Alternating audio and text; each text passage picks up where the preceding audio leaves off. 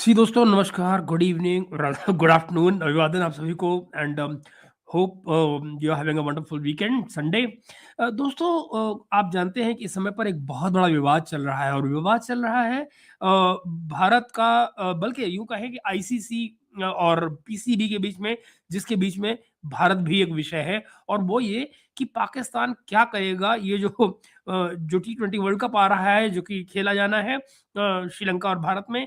अब मुश्किल यहाँ पर ये आ रही है कि आप जानते हैं सारे सारे विवाद को, तो मैं उस पृष्ठभूमि में जाकर दोबारा से आपका समय नहीं खराब करना चाहता। लेकिन इस तमाम मुद्दे पर इस समय पर जो पाकिस्तान का एटीट्यूड है वो बड़े कमाल का हो रहा है। और पाकिस्तान ने, आज 1 तारीख हो गई है, कल 2 तारीख है, कल 2 तारीख को टीम को दरअसल श्रीलंका में पहुंचना है। लेकिन अभी तक पाकिस्तान ने एक लफ्ज इस बारे में नहीं बोला है कि वो जा रहे हैं इस वर्ल्ड कप में या नहीं जा रहे, पार्टिसिपेट कर रहे हैं या नहीं कर रहे। लेकिन एट द सेम टाइम उन्होंने तकनीकी अपनी तमाम कार्रवाई है वो पूरी कर रखी है, इन द सेंस कि उन्होंने अपनी टीम अनाउंस कर रखी है जाने के लिए। दैट मीन्स कि वो जा रहे हैं। उन्होंने फॉर्मली मना नहीं किया अभी तक। दैट मीन्स वो ऐसी कोई संभावना अभी तक ये नहीं है कि वो नहीं जा रहे हैं। लेकिन एक फिजूल का सस्पेंस बनाकर रखा हुआ है कि ओहो, हम इंडिया का मैच बायकॉट कर सकते हैं, क्या हम काली पट्टी पहनकर खेलेंगे। ये सारी की सारी तमाशबीनियाँ लगी हुई हैं। बल्कि कल जो पाकिस्तान की जो यूनिफ़ॉर्म होनी है, जो वहाँ पे पहनकर खेली जाएगी, उसका इनॉग्रेट करना था उन्होंने, कल डिस्प्ले करना था। वो प्रोग्राम भी उन्होंने कल कैंसल कर दिया। पोस्टपोन नहीं भी किया, कैंसल कर दिया। कैंसल यूँ कर दिया क्योंकि अब टाइम ही नहीं बचा। भई 2 तारीख को उनको पहुँचना है वहाँ पे, आज 1 तारीख हो गई है, कल 31 को उनको डिस्प्ले करना था, नहीं किया, चलो कोई बात नहीं, ये भी बात समझ में आती है। अब एक्चुअली समझ में नहीं आती, लेकिन क्या कहा जाए। जी ऋषभ गुलाटी भाई, कैसे हैं आप? अब मित्रों, अब जरा इस बात को और समझिए कि इस सारे मामले में जो ये नैरेटिव बनाने की कोशिश कर रहे हैं पाकिस्तान वाले, वो बड़ा कमाल का है। वो ये कह रहे हैं कि हम तो साहब भारत को अंडर प्रेशर इस तरह से रखेंगे, सस्पिशन में, कि हम खेलेंगे या नहीं खेलेंगे, खेलेंगे या नहीं खेलेंगे। और 15 तारीख को ही ये बताएंगे लगभग लगभग कि हम मैच खेल रहे हैं या नहीं खेल रहे। 14 या 15 तारीख को जो भी बताना उनको। तब तक हम भारतीय क्रिकेट टीम को सस्पेंस में रखेंगे। और इसका मतलब क्या है कि हम बेसिकली बीसीसीआई को या भारतीय क्रिकेट बोर्ड को अंडर प्रेशर और एक्सपोज करना चाहते हैं, और इन द प्रोसेस आईसीसी को भी एक्सपोज करना चाहते हैं। अब ये, इससे आईसीसी कैसे एक्सपोज हो रहा है और आईसीसी क्या कुछ कर सकता है, अगले वो सारे के सारे खतरे उठाने को तैयार बैठे हैं। इसकी जो तमाम डिटेल्स हैं वो कल सामने आनी शुरू हुई, जब कल रात को यू नो इस जो हवलदार हमारे नजम सेठी साहब हैं, जो कि अंदर की बात लेकर आते हैं, चिड़िया की खबर लेकर आते हैं, उन्होंने कल इस बारे में जानकारी देनी शुरू की। मैंने वो क्लिप्स उसके लिए निकाले हैं। एक तो वो कि जो उनका नैरेटिव है, जो पाकिस्तान का नैरेटिव है, वो आपके सामने रखा जाए और उसके प्लसेस माइनसेस पे गौर किया जाए, देखा जाए उसमें कहाँ कुछ क्या हो सकता है, क्या नहीं हो सकता है, और कितना झूठ है, कितना सच है जो नैरेटिव बनाया जा रहा है। दूसरी तरफ एक और घटना जिसके बारे में मैंने कल आपको डिटेल दी थी, वो बलूचिस्तान में है। और उन्होंने कल क्या किया, क्रिकेट के साथ साथ बलूचिस्तान पे भी टिप्पणियां की। और वो सारी की सारी बातें जो है वो कल जो की गई, उन पर हम एक एक करके टिप्पणी आपके साथ करना चाहेंगे। ऋषभ भाई कह रहे हैं चीमा सबसे चीमा की सांसें अटक गई हैं, आजकल क्रिकेट और ज्यादा ध्यान दे रहा है, बांग्लादेश की प्यार उमड़ रहा है अंदर से। जी जी, बिल्कुल उमड़ रहा है। उसके अलावा मुझे लगता है कि उसके कारण जो है वो उसके अपने स्वार्थ से भी जुड़े हुए हैं ऋषभ भाई। वो अपने बेटे को प्रमोट कर रहा है तो दिन में 4-4 वीडियो एक आदमी को लाने के मतलब ये होता है कि वो अपने बेटे को प्रपोज सामने ला रहा है, और पब्लिक डोमेन में उसको लाना चाह रहा है। हो सकता है कि उसका इरादा उसके अपने चैनल को आगे चल के प्रमोट करने का हो, या मैं नहीं जानता कि क्या कारण हो सकते हैं, क्योंकि उसके बेटे का अपना भी एक चैनल है। बाय द वे, ये आप अगर यूट्यूब पे देखेंगे तो आप उसको आमिर हुसैन, जो उसका नाम है, अमीर हुसैन चीमा के नाम से आप ढूंढेंगे तो आपको उसका चैनल मिल जाएगा। सो एनीवे नहीं, चचा भतीजा नहीं है, उसका बेटा है वो। खैर, तो आइए मित्रों, अब हम चलते हैं और जरा देखें कि हवलदार सेठी जो है इस सारे मसले पर आपके साथ क्या गुफ्तगू कर रहे हैं। ये कमाल की गुफ्तगू है जो उन्होंने कल की है, और बड़ी डिटेल में की है, इसीलिए मुझे इंटरेस्टिंग लगा कि मैं उसको आपके साथ शेयर करूं। आइए चलते हैं उस तरफ को और देखते हैं कि क्या बात हो रही है। तहफ़्फ़ुज़ात। But on the other side जो एक बहुत बड़ी खबर जिसका एक अरसे से इंतज़ार है और आपने पेशेन गोई भी कर दी थी कि उसमें क्या होना चाहिए या क्या होगा? हल्का फुल्का ही इशारा दिया था आपने, मजीद नहीं बताया था कि शाहजहां साहब अलमारूफ मोहसिन नकवी साहब मोहसिन नकवी साहब अलमारूफ शाहजहां साहब से आपकी मीटिंग हुई थी। सेठ साहब, अभी तक उसके बारे में कोई बड़ी खबर नहीं आई क्या? इतना पेचीदा फैसला जो अभी तक नहीं हो सका कि पाकिस्तान T20 वर्ल्ड कप में जाएगा या नहीं जाएगा, वो एक किट की रुनुमाई होनी थी, वो भी कहीं डिले हो गई, क्या मसला हुआ? नहीं, मसला तो है ना, और पेचीदा है, तो इसलिए मेरा ख्याल है सारे स्टेक होल्डर्स को कंसल्ट किया जा रहा है। ये सिर्फ क्रिकेट की तो अब मसला नहीं रहा ना, अब तो सियासत का मसला बन चुका है, सिक्योरिटी का मसला बन चुका है, हुकूमतों के दरमियान जो तल्लुकात है उसका मसला बन चुका है, beyond PCB and BCCI and ICC। और ये सारे के सारा इस वजह से कि BCCI ने ICC को टेक ओवर कर लिया, और अब BCCI और ICC एक ही चीज़ है। देख रहे हैं, मतलब ये भाषा, BCCI ने ICC को टेक ओवर कर लिया, ये पाकिस्तान का बड़ा फेवरेट नैरेटिव है। नमस्ते फ्लेक्स, ये इनका बड़ा फेवरेट नैरेटिव है जिसको लगातार ये लोग प्रमोट कर रहे हैं। मैं बता रहा हूं आपको, आने वाले दिनों में ये बैकफायर करता हुआ नजर आएगा इनके ऊपर बहुत बुरी तरह से, लेकिन तब तक इनको पूरा हक है कि ये खुश होते रहे। झटकिया फैमिली, कैसे हैं आप? जी मैं बड़ा हैरान हूँ, न तो उस रिपोर्ट पे बात ही कहाँ करते हैं। एक्चुअली झटकिया भाई, एक और इनके अबसार आलम साहब है, मैं आज कोशिश करूंगा कि आपको उनका वीडियो भी दिखाऊं। वो तो अभी तक उसी नैरेटिव पे अटके हुए हैं जो पाकिस्तान का पुराना नैरेटिव रहा है। और जहाँ तक ये जो आप डॉक्टर नुमान नियाज़ की बात कर रहे हैं, डॉक्टर नुमान नियाज़ का तो मुझे समझ ही नहीं आ रहा कि ये कैंसर का इफ़ेक्ट उनके ऊपर हुआ है, कोई साइड इफ़ेक्ट हो गया कैंसर का उनके ऊपर, दिमाग के ऊपर, न जाने वो कौन-सी भाषा बोल रहे हैं। मतलब 1 साल पहले अगर आप देखिएगा तो डॉक्टर नुमान नियाज़ बिल्कुल उल्टी भाषा बोल रहे थे। वो बिल्कुल ही प्रो इंडिया हुआ करते थे। इतने प्रो इंडिया हुआ करते थे, कई बार हमें पॉइंट्स लेने के लिए उनको सुनना पड़ता था कि भाई क्या-क्या बोल रहे हैं। But at the same time now अगर आप उनको देखें तो he has turned out to be a fanatic. जैसे अंदर का सारा इस्लाम उनके अंदर जाग आया है, न जाने कहां से, भगवान जाने की क्या प्रॉब्लम है। एनीवे, डॉक्टर नुमान नियाज़ पे फिर कभी, आज हम जरा औजार से फोकस करते हैं। और इसलिए जो भी पॉलिसीज़ ICC फॉलो कर रहा है वो BCCI पॉलिसी क्रिकेट में ले आया है, और फिर BCCI ICC में घुस गया और ICC को टेक ओवर कर लिया, और ICC में हिम्मत नहीं है कि वो BCCI के सामने खड़ा हो, तो इसलिए ये सारे मसले अब पेचीदा होते जा रहे हैं। हाँ हाँ, तो इसका मतलब है कि जिस तरह वो कर रहे हैं ICC के साथ, हम भी अभी वही रूट लेंगे उनको आईना दिखाने के लिए। लेकिन सेठी साहब, एक बड़ी मुलाकात हो गई वज़म से मोहसिन नकवी साहब की, उसके बाद हम प्रेस कॉन्फ्रेंस की उम्मीद कर रहे थे कि मोहसिन नकवी साहब बता देंगे हम जा रहे हैं या नहीं जा रहे। फिर आया कि जुम्मे या पीर वाले दिन इस हवाले से फैसला मुतवक्के। आपने कहा सब स्टेक होल्डर से मुशावरत हो रही है, वज़ीर आज़म से हो गई, अब क्या रहता है? मेरा ख्याल है टाइमिंग इज़ इम्पॉर्टेंट। अच्छा, अगर आपका ख्याल है कि फ़ैसला हो गया है तो फिर टाइमिंग बड़ी इंपॉर्टेंट है, किस स्टेज पे वो फैसला सुनाया जाए।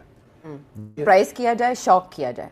आप देखिए ना, सरप्राइज और शॉक में बड़ा फ़र्क है ना। हाँ। अब इस वक्त तबसरे हो रहे हैं इंडिया में भी, हर जगह पे भी, मगर एक बड़ी इंटरेस्टिंग चीज़ हो रही है ना, इसीलिए मेरा ख्याल है ये रुके हुए हैं अनाउंस करने से पहले। जी। एक तो ये कि BCCI की बड़ी तनकीद हो रही है, सिर्फ पाकिस्तान में नहीं, इंटरनेशनली भी BCCI और ICC की तनकीद हो रही है, और इंडिया के अंदर भी अब सवाल खड़े शुरू हो गए हैं कि BCCI ने बहुत सियासी तौर क्या रहता है? ये अपने पल्ले नहीं पड़ा। मेरा ख्याल है टाइमिंग ये इज़ जो है इम्पॉर्टेंट। ये जो बताने की कोशिश कर रहे हैं नजम सेठी साहब, हमको बताने की कोशिश कर रहे हैं कि भारत के अंदर ही भारत की जो तनकीद शुरू हो गई है, इन द सेंस की भारत की क्रिटिसिज्म शुरू हो गई है, और भारत के ही लोग अब भारत पे सवाल उठा रहे हैं कि भारत ने जो है पाकिस्तान के साथ को बड़ा बुरा कर दिया है, सब बड़ा गलत कर दिया है, और अब पता नहीं हमने अपने आप को तबाह कर लिया है। ये नैरेटिव न जाने कहां से नजम सेठी को सुनाई दिया है। कौन लोग हैं जो इंडिया में ये बात कर रहे हैं, जो आवाज सिर्फ नजम सेठी को सुनाई देती है, हमें सुनाई नहीं देती है। ये कमाल है। अच्छा। अगर आपका ख्याल है कि फ़ैसला हो गया है तो फिर टाइमिंग बड़ी इंपॉर्टेंट है, किस स्टेज पे फैसला सुनाया जाए। देखिए, सरप्राइज किया जाए, शॉक किया जाए। आप देखिए ना, सरप्राइज और शॉक में बड़ा फ़र्क है ना। हाँ। अब इस वक्त तबसरे हो रहे हैं इंडिया में भी, हर जगह पे भी, मगर एक बड़ी इंटरेस्टिंग चीज़ हो रही है ना, इसीलिए मेरा ख्याल है ये रुके हुए हैं अनाउंस करने से पहले। जी। एक तो ये कि BCCI की बड़ी तनकीद हो रही है, सिर्फ पाकिस्तान में नहीं, इंटरनेशनली भी BCCI और ICC की तनकीद हो रही है, और इंडिया के अंदर भी अब सवाल खड़े शुरू हो गए हैं कि BCCI ने बहुत सियासी तौर पे ICC को टेक ओवर करके और क्रिकेट में, स्पोर्ट्स में पॉलिटिक्स ले आए। जी। तो मेरा ख्याल है अगर ऐसी बातें चल रही हैं तो बातों को थोड़ी सी हवा और होनी चाहिए, मौका और मिलना चाहिए लोगों को, थोड़ी सी टेंशन और क्रिएट हो जाए क्या तो बात? लोग और परेशान हो जाएंगे कि ये बीसीसीआई और आईसीसी की वजह से ये सब रुकावटें आ रही हैं। तो मेरा ख्याल है इस किस्म की सोच है कि क्या जल्दी है अनाउंस करने में, थोड़ा तड़पते हैं तो तड़पने दें इनको। यानी आप कह रहे हैं फैसला हो चुका? मैं समझता हूँ फैसले हो चुके हैं, मगर अभी ये फैसले हो चुके हैं। आपको मेरा अपना ये ख्याल है, देखिए जो फैसले हुए वो तो नहीं बताएंगे ये, ठीक है ना, क्योंकि अगर उन्होंने शॉक एंड ऑ करना या सरप्राइज करना है तो फिर मुझे तो नहीं बताएंगे ना, बिकॉज मेरे आगे तुम बैठी हुई हो और तुम मेरे से सवाल का जवाब निकलवा लोगी। मशवरा लिया गया आपसे? नहीं नहीं, मेरे से कोई मशवरा नहीं लिया गया। ये आप एक बार पहले बता के तुम्हारा ना। ख्याल है कि इस तरीके से तुम मेरे से निकलवा लोगी, नहीं ऐसी बात नहीं अरे है। ये कैसे हो सकता है, आपसे बात हो और फिर क्रिकेट पे बात ना हो? नहीं हो सकता है बिल्कुल। अच्छा। मैं अगर मोहसिन नकवी की जगह पे होता तो मैं भी किसी को ना बताता कि क्या फैसला हुआ। तो इसलिए अगर वो नहीं बता रहे किसी को तो अच्छी बात है, मगर मैं समझता हूँ मैं अपना तजिया दे सकता हूँ, ठीक, मैं हुकूमत का नुक्ता नजर नहीं रख नहीं सकते। दे सकता, ना ही मैं बता सकता हूँ मोहसिन नकवी साहब के जहन में क्या है, ठीक है। तो अगर आप उसको एक तरफ कर दें अच्छा, और अब मेरी बात सुने कि मैं समझता क्या हूँ, हो सकता है मैं गलत समझ रहा हूँ क्योंकि पूरी बात तो मुझे नहीं पता, तो अब वो सुन लीजिए, तो फिर आप बात आगे जो सवाल निकाल लीजिएगा। क्या? देखिए मेरा ख्याल है इन्होंने जाना है 2 तारीख को कोलंबो, जी ठीक जी, 7 को मैच है ना? हाँ, तो 2 को जाना है, फिर वहाँ एक्लामेटाइजेशन होनी है, ये होना है वो। अब सवाल ये है कि अगर इन्होंने मैच खेलना है कोलंबो में इंडिया के साथ तो फिर 2 को जाना पड़ेगा, और अगर इन्होंने अभी से फैसला करके अनाउंस करना है कि हमने इंडिया के साथ अभी पुल आउट कर रहे हैं तो फिर ये 2 को नहीं जाएंगे कोलंबो, जी ठीक है। हाँ, वो कहेंगे हमारा मैच ही नहीं है, कहाँ 5 को है मैच, 7 को है, हाँ। तो अभी 2 तारीख में तो 2 हम दिन अभी है। नहीं जाते। अब इससे, जबकि भारत से पहले इनका मैच हॉलैंड से है, नीदरलैंड से है। तो अगर नीदरलैंड से इनका मेरे ख्याल से 7 तारीख को मैच है। अब मुझे बताइए, अगर नीदरलैंड का मैच आपको खेलना है पहले से, इसका भारत के 15 तारीख वाले मैच से क्या लेना देना है? यानी कि ये कहना कि हम दो, अगर हमें भारत का मैच नहीं खेलना है तो हम 2 तारीख को नहीं जाएंगे, तो बेटा 7 तारीख को मैच तुम्हारा बाप खेलेगा क्या? आई मीन है कोई तुक की बात? और 15 तारीख वाले मैच के लिए तुम्हें 2 तारीख को जाना है, न जाना कहाँ से ज़रूरी होता है? आप जाएँगे तो 2 तारीख वाले मैच के लिए जाएँ, इसलिए जा रहे हैं क्योंकि 7 तारीख को आपका मैच है। So I mean absolutely no sense, no logic कि क्या बकवास कर रहा है। पर है हवलदार ना, जो लिख के मिल गया है बात करने के लिए, वो भाई बोलेगा। मगर तुक जरा देखिए कि मिला रहा है 2 तारीख को जाने से 15 तारीख के मैच को, जबकि मैच पहले है 7 तारीख का, उसको भूल रहा है। हाँ, तो एक तो ये फैसला करना है, अच्छा, दूसरा ये है कि अगर हमने खेलना है तो फिर 2 को चले जाते हैं, नहीं खेलना तो नहीं जाते। और एक और फैसला भी हो सकता है जी, कि 2 को चले जाएं और वहाँ जाके फिर सोचें कि हमने खेलना है कि नहीं खेलना, आखिरी वक्त पे फैसला करें हाँ, कि हमने खेलना है कि उससे नहीं ज़्यादा बड़ी हेडलाइन बन जाएगी। हेडलाइन क्या, मेरा ख्याल है कि वो जो आप बात कर रहे थे शॉक एंड ऑ, तो फिर उस वक्त तक तो और भी बहुत सी टेंशन चलेगी ना आखिरी वक्त तक। हाँ, अगर अभी फैसला हो जाता है तो टेंशन ही कोई नहीं, टेंशन ले जाएंगे 15 तारीख तक। और अगर आखिरी वक्त पे फैसला होता है तो फिर टेंशन तो है ना, और स्टेटमेंट भी बहुत बड़ा टेंशन होगा, और नहीं रहेगी 15 तारीख खेलने तक। का भी या नहीं खेलने क्या का। बात? तो मैं अगर चेयरमैन होता तो हाँ, मेरा तो यही फैसला होता कि मैं अभी कोई फैसला नहीं अनाउंस करूंगा, मैं जाऊंगा कोलंबो, अच्छा, अब जाके देखेंगे क्या सूरत हाल है वहाँ, इंडिया का क्या रवैया है, आईसीसी का क्या रवैया है। अगर ये क्या रवैया होना रवैया अभी भी चेंज नहीं हुआ तो फिर मैं अपना फैसला जो भी है वो सुना दूंगा। और अगर जरा सोचो मित्रों, आखिर कोई फैसला जो होना है, जो रवैया चेंज होना है, ये कोलंबो में जाके क्या चेंज होगा भाई? मतलब तुमको वहां कोलंबो में खेलना, तुम कोलंबो पहुंच गए, इसमें रवैया कौन सा चेंज होना है? क्या आईसीसी ने करना है कि भाई क्या बीसीसीआई ने करना है? तुम आ रहे हो तो ठीक, नहीं आ रहे हो तो ठीक। जहां तक बची बात बांग्लादेश की, बांग्लादेश पहले ही बाहर हो चुका है, उसकी जगह स्कॉटलैंड आ चुका है। तुम्हारे खेलने न खेलने की जो बात है, वो तुम फैसला ले नहीं पा रहे हो। और अगर आप वहां पहुंच रहे हैं खेलने के लिए, सो बीट, आप खेल रहे हैं वहां पे। 15 तारीख का मैच आप खेलेंगे तो ठीक, नहीं खेलेंगे तो ठीक। उससे भारत की पीठ पे कौन सा साला गुड़ मीस दोगे तुम? हमें कौन सा फर्क पड़ने वाला है इससे? इनको न जाने क्यों लग रहा है कि भारत टेंशन में आ जाएगा कि पाकिस्तान खेल रहा है नहीं खेल रहा। खेलोगे तो पिटोगे, नहीं खेलोगे तो पॉइंट कमाओगे। अच्छा, पॉइंट दोनों ही केस में कमाओगे। फर्क क्या पड़ता है? रवैया चेंज हो रहा है या कोई आगे कोई गुंजाइश चलिए। निकलती नजर आ रही है तो फिर तो कोई दूसरा गुंजाइश क्या? फैसला होगा। पैसे वैसे दे दो कुछ। तो आई थिंक अगर आप मेरे से वही कोई ना। पेशन गोई जी, चाहते हैं पेशन गोई चाहिए। तो मैं ये समझता हूँ कि ये वक्त आ गया आईसीसी को सबक सिखाने का और बीसीसीआई को सबक ये। सिखाने का। ठीक, तो अब क्योंकि बहुत हो गया है, इन्होंने बड़े हमारे साथ हाथ किए हैं। अच्छा। अब श्रीलंका के साथ शुरू हो गए हैं। ये जो गोरे हैं इनके पास कोई गट्स नहीं है, ये खड़े नहीं हो सकते सिर्फ पैसे की हवा में, ये सारा वक्त आगे पीछे होते रहते हैं इंडिया के। तो वक्त आ गया कि मेरा ख्याल है कि चैलेंज करने का, इस सारे जो ऑर्डर है ना, जो आईसीसी ओब्लिक बीसीसीआई का ऑर्डर, इसको इसको चैलेंज। जरा गौर से देखिएगा दोस्तों, ये भाई बंदा बात क्या कह रहा है, ये कह रहा है कि चैलेंज करेंगे हम। भला कैसे चैलेंज कर रहे हो?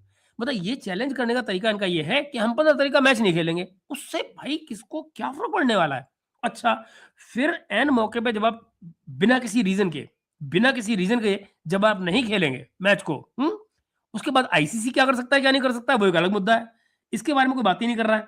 So it's very interesting for me कि ये न खेले 15 का मैच, और फिर मजा ये आए कि इनके साथ क्या होगा।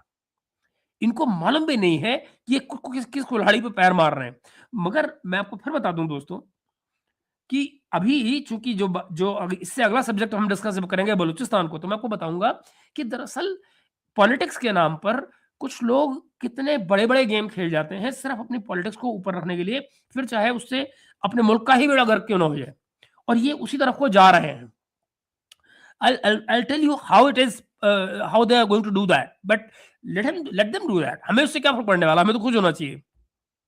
करने का वक्त आ गया है। चैलेंज जब आप करते हैं तो फिर लॉसेस तो होते हैं उसके अंदर, टेम्पररी। सुन रहे हैं ना? चैलेंज जब आप करते हैं तो लॉसेस तो होते हैं। अब जरा सुनिए लॉसेस क्या है। इनके लॉसेस ये फायदे क्या हैं, इनको घमंड क्या हो रहा है। आपको मैं नंबर दे देता हूँ। ये इनको पीएसएल से पिछले साल में फायदा क्या हुआ है, कोई 70 मिलियन 60 टू 70 मिलियन के बीच का अमाउंट है जो इनको मुनाफे में गया है पीएसएल। ठीक, इनको आईसीसी जो मिलते हैं सालाना पैसे, वो मिलते हैं कोई 35 के आसपास, 35-36 मिलियन डॉलर मिलते हैं इनको। ठीक, यानी कि इनका जो पीएसएल है वो इन आईसीसी से मिलने वाले अमाउंट से डबल बना रहा है। ठीक, यही बना, 35 मिलते हैं आईसीसी से और इनको इस समय पर 70 इनका पीएसएल बना रहा है। इनको घमंड ये हो रहा है जितने हमको पीएसएल देता, आईसीसी देता है, हम तो उसे डबल बना रहे हैं। तो बेटा फिर वो 70 में ही तुम जो है अपनी लेके बैठे रहो और अपनी क्रिकेट को चलाओ, कोई दिक्कत नहीं है। और तुम मैच बायकआउट करो और फिर देखो तुम्हारे साथ जिंदगी में क्या होता है। आने वाले दिन बड़े ही इंटरेस्टिंग होंगे। लेकिन ये जो बता रहे हैं, ये कई तरह के सिनेरियो डेवलप कर रहे हैं। यहाँ पर ये भी कह रहे हैं कि भारत होता कि जो आईसीसी है वो पीसीबी को वहां ले जाए, कोर्ट में ले जाए इसके लिए कि भाई इन्होंने ब्रीच किया है एग्रीमेंट को। याद रहे, एक एमपीए जो इनका होता है, मेंबर्स पार्टिसिपेशन एग्रीमेंट जो होता है, जो कि टूर्नामेंट से पहले इन्होंने साइन किया है, तो ठीक है पार्टिसिपेशन तो इन्होंने कर लिया, एक पर्टिकुलर मैच को बायकआउट करना चाह रहे हैं 15 तारीख के। भाई that's maximum they can do, maximum जो है वो यही कर सकते हैं। ठीक है भाई, करके देख लो और फिर देखो मजा कितना आता है। और कोर्ट का फैसला एक बार ये नजम सेठी मरवा चुके हैं पीसीबी को, है ना। उस समय इनको पेनल्टी भी देनी पड़ी थी। आज ये उसका एग्जांपल भी देंगे आपको भी कि कैसे इनके साथ क्या हुआ था। और फिर ये उसमें पेनल्टी वाली बात गोल कर जाते हैं कि इनके कोर्ट के चक्कर में पीसीबी को पेनल्टी देनी पड़ी थी। एनीवे, आगे देखिए क्या कहानी सुना रहे हैं आपको। पेनल्टीज भी होंगी, जाहिर रूल्स हैं, रूल्स ऑफ गेम है। सब टेम्पररी चीजें होती हैं। बाद में अगर आप हक में खड़े हैं, इंसाफ मांग रहे हैं, तो किसी न किसी वक्त टेबल्स टर्न हो जाती हैं। किसी न किसी वक्त जरा देखिए, ये देखिए आप कि किसी न किसी वक्त जो है टेबल टर्न होती हैं, मगर फिलहाल नुकसान उठा लो। तब तक इनकी क्रिकेट का क्या होगा। मान लीजिए कि अगले 5 साल के लिए पाकिस्तानी क्रिकेट पे बैन लगता है, मान लीजिए किसी केसेस में, तो उन 5 सालों में पाकिस्तानी क्रिकेट जो कि ऑलरेडी डमाडोल है, वो और कितना नीचे गिरेगी। और फिर जब वापस आएगी तो कैसे स्ट्रगल करके ऊपर आ पाएगी फाइनेंशियली। ये नजम सेठी को कोई मतलब नहीं। नजम सेठी क्या कर रहे हैं, मैं कौन सा तब बैठा होऊंगा, और तब इसी मोहसिन नकवी को ये गाली भी दे देंगे कि इसने तमीज से फैसला नहीं किया। This is how politics works. Media, international media जो है वो इंडिया के खिलाफ है क्रिकेट। क्या बात। वो समझते हैं कि इंडिया बड़ा हावी हो गया और इंडिया बड़ी गलत किस्म के फैसले करवा रहा है। इसीलिए अब इंडिया के अंदर जो जर्नलिस्ट हैं उनमें से एक दो बहुत अहम बातें कर रहे हैं। वो तो ऐसी बात कर रहे हैं, वो कहते हैं दुबई के अंदर जो आईसीसी का दफ्तर है वो तो बीसीसीआई का दफ्तर बन चुका है। ये उनके लफ्ज हैं। तो अगर इतनी कौन कह रहा है पता नहीं कहाँ है क्या है, तो इसका ये मतलब है वक्त आ गया है इसको चैलेंज करने का। पहले तो ये भी तस्लीम नहीं करते अच्छा जी लोग। अब इंडिया के अंदर लोगों को एहसास होना शुरू हो गया कि बीसीसीआई जो है ये कोई हिंदुत्व एजेंडा चला रही है जी और दिस इज नॉट अब एक्सेप्टेबल। जरा सोचो दोस्तों, ये बीच में हिंदुत्व कहाँ से आ गया, ये ढूंढते रह जाओगे आप कि बीच बीच में मतलब हिंदुत्व को तो उन्होंने ना कोई मसालेदार चीज बना रखी है कि किसी भी सब्जी में उठा के डाल दो, ये वो कर रहे हैं इसके साथ में। हिंदुत्व का नाम तो उनके मुंह पे आना नहीं चाहिए भाई। तुम अपना मुस्लिम मुल्क लेकर अलग हो चुके हो 70-80 साल पहले, 78 ईयर्स पहले, अपना अपना घर संभालो भाई। पर ना, इन्होंने बात करनी है हिंदू की और हिंदुत्व की, चाहे बात क्रिकेट की हो, चाहे पॉलिटिक्स की हो, चाहे इकोनॉमी की हो, बीच में वो हिंदू हिंदू करते रहेंगे बीच में। तो इसलिए मैं समझता हूँ कि टाइम आ गया है जी टू टेक अ स्टैंड। तो ज़्यादा से ज़्यादा क्या हो अच्छा। सकता है कि एक वर्ल्ड कप में पाकिस्तान शायद कोई ना कोई कारकर्दगी कर सके।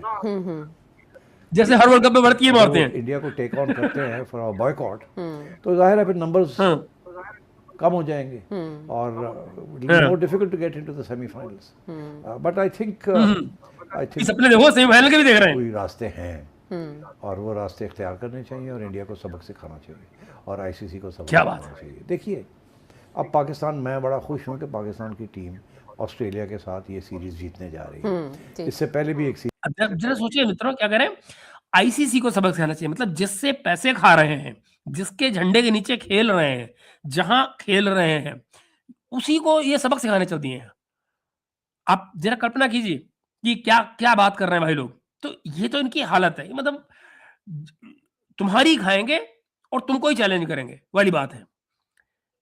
ये 70 मिलियन जिसकी बात कर रहे हैं मित्रों, मतलब हमारे यहाँ 2 खिलाड़ी पाए जाते हैं।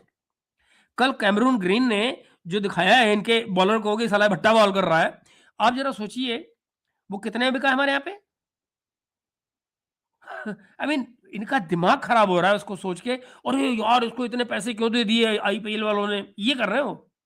2 खिलाड़ियों की टोटल कीमत बनती है हमारे यहाँ पे 70 मिलियन जिसकी बात कर रहे हैं, टोटल 2 खिलाड़ी। आप जानते हैं दोस्तों, इस समय पर भारत का जो आईपीएल है उसकी वैल्यूएशन है कोई 70 बिलियन की।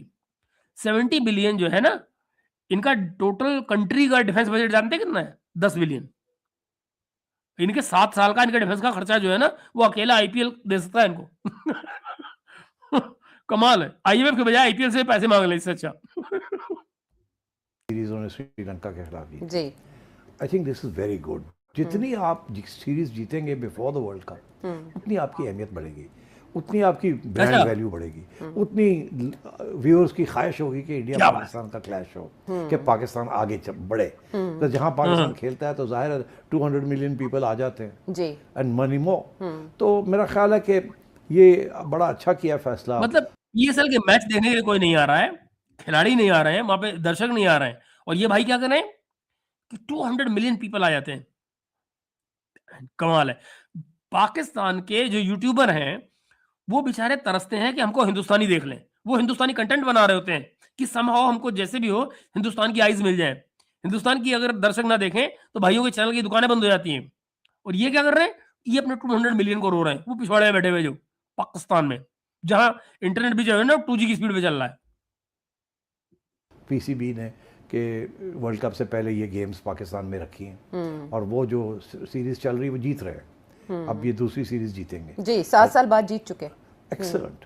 सो आई थिंक इसके बाद अब और भी इंटरेस्ट हो जाएगा कि पाकिस्तान खेले, because it's on a winning streak. पहले तो ये था नहीं कमजोर टीम है और नहीं खेलते ना खेलने की फर्क पड़ता है। कभी ये बिग 3 में थे Australia with India and England. तो आप, और फिर ये हालत थी कि जी आप 8वें नंबर पे आ गए थे जी। और पता नहीं क्वालिफाई भी होते हैं कि नहीं होते। हाँ तो I वैसे एक बात सोचो तो, ये जो आयशा मैडम है इन्होंने क्या बोला अभी भी कि न्यूजीलैंड पहले कभी, ऑस्ट्रेलिया जो है वो कभी बिग 3 में था, बिग 3 में जैसे आज नहीं है। मतलब उन्होंने अपनी बी टीम भेज रखी है, इनको ये कहने में शर्म नहीं आ रही है। और बता क्या रहे हैं कि ये कभी ऑस्ट्रेलिया जो थी वो ऐसी थी और वैसी थी। ये नहीं पता कि ऑस्ट्रेलिया की जो टीम आएगी कोलंबो में वो फुल फ्लेजेड टीम आएगी, तो वो तब तुम क्या करोगे उनका। थिंक अब आप अपनी डेमोन्स्ट्रेट कर दें कि जी we are amongst the rising teams. ठीक है, गिर क्या गए बात थे, उठ गए, एंड हमेशा we are a very exciting team to watch. ठीक। And so therefore I think the time has come कि आप कोई प्रिंसिपल पोजीशन लें और एक ही दफ़ा झटका दें आईसीसी को, अच्छा फिर देखा जाएगा आगे क्या होता है। कोई इतनी ये देख रहे हैं असली खेल क्या है, देखा जाएगा क्या होता है। मतलब ये नहीं पता है कि क्या होगा, कल को जरूरत पड़ेगी तो ये फिर पैरों में गिरेंगे, लेकिन उसकी कोई चिंता नहीं है। कह रहे हैं, आगे देखा जाएगा क्या होगा, पैरों में गिरना होगा, गिर जाएंगे, पुरानी आदत है। आसमान नहीं गिर जाएगा आपके ऊपर, ये ज़रूर हो हाँ। सकता है कि और लोग भी जाग जाएं और देखेंगे यार ये तो इस तरीके से तो क्रिकेट तबाह हो रही है, आईसीसी तबाह हो रही है, और कोई ना कोई गोरा, क्योंकि जब तक गोरा नहीं खड़ा होगा ना तो ये बीसीसीआई चलती जाएगी ऐसे ही। और अगर अब ऑस्ट्रेलिया जरा सोचिए मित्रों, ये बात क्या हो रही है कि बीसीसीआई के खिलाफ हमको किसी गोरे को खड़ा करना है, इनकी चिंता ये लगी हुई है। गोरों में से ये नहीं इनको समझ में आ रहा है कि बेटा तुम्हारे खिलाफ अभी भी 14 वोट पड़े हैं। जो तुमने मिशन चलाया था बांग्लादेश के हाथ में मिलके, 14 वोट पड़े हैं 16 में से, जिनमें से आप दोनों को बाहर कर दिया गया है। तो ये जब तक कोई गोरा नहीं खड़ा होगा, ये भी इनको पता है, जब तक कोई गोरा नहीं खड़ा होगा, तो मान लीजिए कि अभी तुमने जो तमाशा किया कोलंबो में, और कोई गोरा तुम्हारे लिए ना खड़ा हुआ, फिर तुम्हारा क्या बनेगा बेटा? क्या पता कोई गोरा खड़ा हो जाए, इस उम्मीद पे कायम है। हम क्या पता राजस्थान साइड से हमला करेंगे, तो क्या पता फिर ये हमसे राजस्थान हिंदुस्तानी जो है ना, राजस्थान भी लड़ेंगे, कश्मीर में नहीं आएंगे, लाहौर की साइड नहीं आएंगे। ये जो इसको वो चा से एक शब्द होता है जिसको कहते हैं ना, फलाना ता, वो कर रहे हैं बैठ के। इंग्लैंड, न्यूजीलैंड, साउथ अफ्रीका, इनमें से ऑस्ट्रेलिया, इंग्लैंड में से कोई भी खड़ा हो गया, जी एक भी खड़ा हो गया ना तो ये क्या बीसीसीआई बात है? बैठ जाएगी। बढ़ जाएगी। और अब इनको समझाना है जाएगी। कि यार खड़े हो जाओ, और अगर खुद अभी हिम्मत नहीं है तो फिर आप हट के देखें फिर कैसे मैनेज करते हैं। जी। सबसे पहले तो अच्छा, देख रहे हैं, आप हटके यानी कि पाकिस्तान उस केस में हट जाए खेलने से। अबे यार, पिछली बार ये गए थे ऑस्ट्रेलिया, तो ऑस्ट्रेलियन कमेंटेटर जानते क्या कह रहे थे कि यार किस किस को बुला लेते हैं हम लोग, क्यों बुला लेते हैं भला? ये हालत थी, मतलब कोई बुलाने को राजी नहीं है। 2 टेस्ट मैच मिलते हैं इनको खेलने के लिए, कोई बुलाता है अगर तो कहते टाइम मत खराब करो, टोटल 2 टेस्ट मैच देते हैं इनको। हिंदुस्तान के लिए 5 टेस्ट मैच दिए जाते हैं, 5 टेस्ट मैच से नीचे कोई बात नहीं कर रहा होता है। इनको 2 टेस्ट मैच दिए जाते हैं कि भैया इससे ज्यादा तुम्हारी औकात नहीं है, और तब भी जरा नाज ना खड़े देखो। इनको अगर कोई वैल्यू दे दे तो न जाने क्या करेंगे, धरती में पैर मारेंगे कि पानी निकल आए। ब्रॉडकास्टर जो है इनके गले पड़ जाएगा, वो भी इंडियन ब्रॉडकास्टर है, वो कहेगा साड़ी रेवेन्यू गिर गई, जी तो आप मेहरबानी करें हमारी रेवेन्यू पूरी करें। वो तो इनको मरते हैं, पैसे कम हो ना तो मरते हैं ये सारे, जी ठीक। और हमारा ये देख रहे हो, ये देखो, पैसे कम हो तो मरते हैं सारे। बेसिकली ये इनडायरेक्टली क्या कर रहा है, वही जो पुराना पाकिस्तानी डायलॉग है, हिंदू बनिया पैसे के लिए मरता है, हिंदू बनिया पैसे के लिए मरता है। खुद साले क्या करते हैं, बेटा पैसे के लिए हम मेहनत करते हैं, चलो मरते हैं, मान ली तुम्हारी बात। तुम क्या करते हो, तुम पैसे के लिए भीख मांगते हो, जैसे ही तुम्हारा प्राइम मिनिस्टर कह रहा है। नजम सेठी, तुम और तुम्हारी गवर्नमेंट, तुम्हारा फील्ड मार्शल, वो साले जाके भीख मांगते हैं दुनिया में, उसी पैसे के लिए जिसको हम अपनी मेहनत से अपने बल पे लेकर आ रहे हैं अपने यहाँ पे। तुम साले हमसे बात करोगे? एडवांटेज ये है कि पीएसएल ने आपको अपने पाँव पे खड़ा कर दिया। एक ज़माना था ये देखिए। बिफोर पीएसएल आशा, कि सारे के सारे जो पैसे आते थे वो आईसीसी के टूर्नामेंट से आते थे और बायलैटरल सीरीज से आते थे, ठीक। और वो उसके साथ बेयरली आप मर के पीसीबी को चलाते थे, कोई स्टेडियम नहीं बना सकते थे, कोई कुछ नहीं कर सकते थे, ठीक। और बस ऐसे ही चलता था, खर्चे। ऐसे ही अब स्टेडियम बन गए।